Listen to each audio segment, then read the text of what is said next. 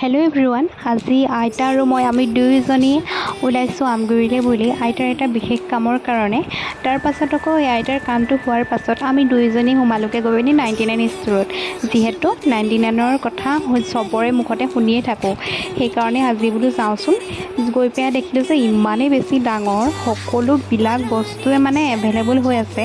বেগৰ পৰা চাদৰ মেখেলাৰ পৰা গিফ্টৰ পৰা চকী টেবুলৰ পৰা আদি কৰি সকলোবিলাক ইমান যে ধুনীয়া ধুনীয়া বস্তু আছিলে যে গোটেইবিলাক যে লৈ আহিম তেনেকুৱা দৰে লাগিছিলে। তেনেতো সম্ভৱ নহয় ন, হ'লেও তাৰ মাজতে আনিলোঁ আৰু। এইফালে আইতা মই আমি দুয়োজনী এটা হোটেলত সোমালোঁ।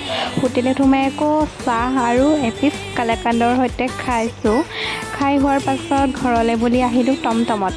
আপোনালোকে চাগে বহুতে মানে টমটম বুলি কয়, বহুতে আকৌ বেটেৰী বুলি কয়।